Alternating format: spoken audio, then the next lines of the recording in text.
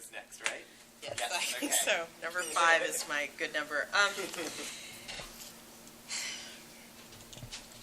I've been thinking about what to say and what I need to say here, and listening to the other panelists, I'm going to kind of switch directions and tell you something about who I am and where I come from. I come from 3 different groups of people who either had their land stolen from them or they've been stolen from their land: Irish, Choctaw, and African.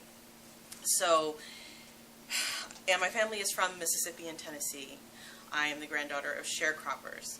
So for them, owning land was a really big deal. In my family, having some little bit of something is, it's the thing that we all strive for. So the fact that I live in San Francisco and can't attain that is a big deal for me. It's a difficult thing.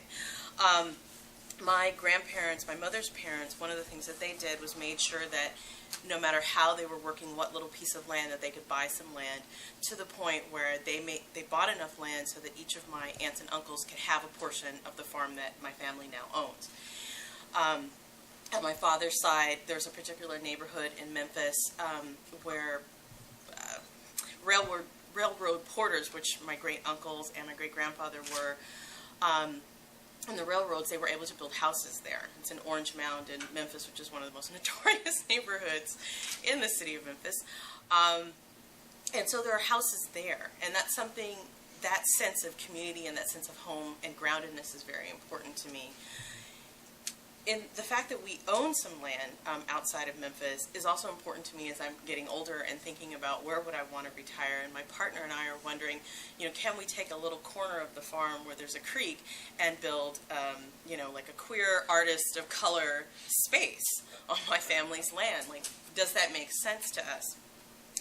And the reason that it's so important to me is because I'm thinking a lot about Ruby Rodriguez, who was murdered recently. And also because I have an FTM cousin who was murdered under similar sorts of circumstances, being very marginalized, very poor in the city of Chicago. So I'm really concerned about those of us who don't have the money for a retirement home, for those of us who are getting pushed out of the Castro, who might have been able to live there at one point in time. I'm very concerned about, are we able to not just go to a neighborhood because we feel some sense of community there, but can we work there? Can we live there?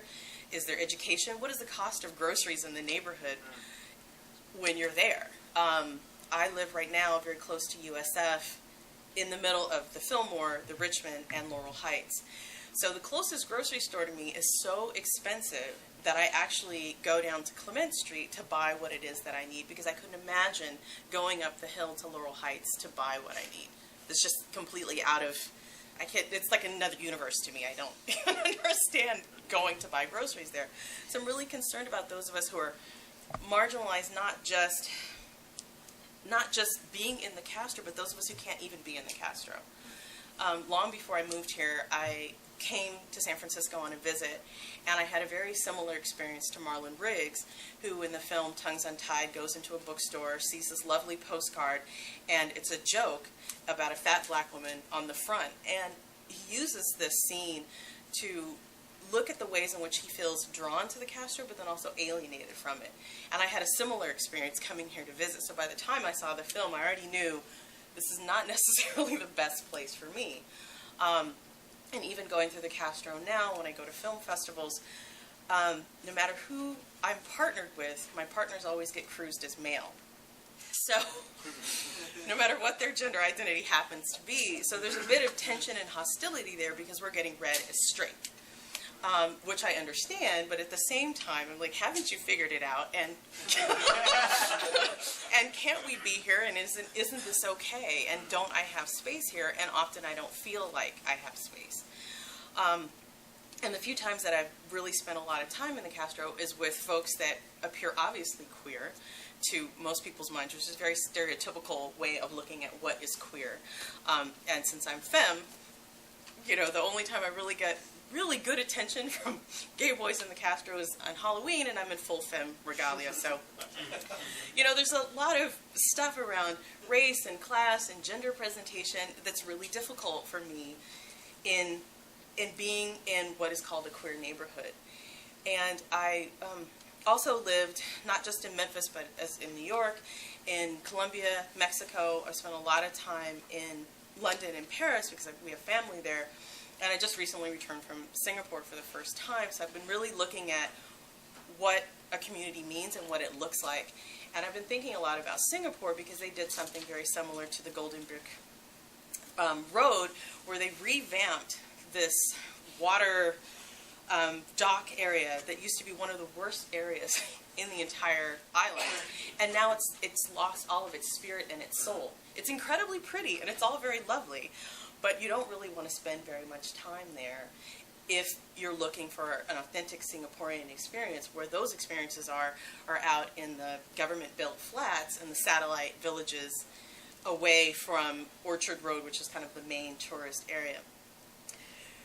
So I'm just thinking there's something about the way that we are able to build community where we are located, in the physical spaces in which we're located, and also the way that we build community in terms of reaching out to other organizations who are our partners, in terms of reaching out to other groups within the queer women of color community to be our partners, in the ways that we reach out to sponsors.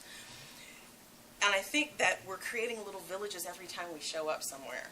Or I feel, you know, I kind of want like little girl biker jackets or something like that. Like we're like a little, you know, Hell's Angel biker gang, because every time we come somewhere, there's so many of us, people that you wouldn't ordinarily see within that kind of mainstream, you know, LGBTQ context. Thank you. And I'm also thinking about spaces like the 9th Street Media Consortium, the building that they have, which holds Frameline, Film Arts Foundation, the Center for Asian American Media, and the way that they were able to pool their resources to buy a building to actually have a physical space to be in, because I know that other arts organizations like KSW, which does a lot of work with the Asian community, they've had to move around quite a bit in the past few years, and right now they're on Cap Street, very close to the center, KUAV, Communities United Against Violence, also the Native American Health Center, Victoria Theater, and at one point the Redstone building on 16th was this really vital, amazing arts building with Lunacy was there, Teatro Esperanza, the Lab, Theater Rhino, and that kind of had we been able to buy that building, that would have been such a nexus of arts programming and arts organizations that are really, really vital, not just in terms of programming, but are important to our souls, because arts are very crucial to queer folks of color in our communities. They're one of the things that has given us a source of cultural resistance and renewal and inspiration and allowed us to survive this long, as we have. So I think that arts are incredibly vital in terms of how we're looking at a community and what makes a community. And also social service agencies that include arts and have that as a part of what they're doing and how they're healing communities or helping communities. There's one other thing. And I'm trying to figure out how to say this the best and the nicest way, so I'm just not going to be nice. I know a number of black queers whose families came to San Francisco and came to the Bay Area during World War II, kind of that wave of migration from the South, and their families, you know, got in on owning buildings fairly early. A few people I know still own buildings in the North Fillmore, kind of Pacific Heights area, and once the neighborhood started to change, as far as who was moving in and the fact that they felt pushed out of the Fillmore, what they did was they just started renting out the buildings, and now they live very comfortably in Oakland, where they feel more comfortable, comfortably and comfortable. So I'm wondering what it is that we need to do as communities in terms of looking at what are the physical spaces that we're occupying.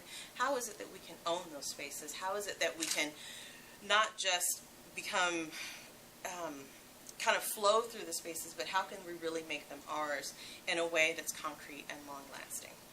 So I think that covers everything I wanted to say. I'm a little excitable, but thank you very much.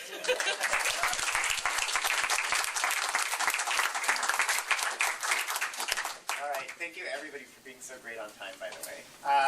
And last but not least, Susan Stryker. Thanks.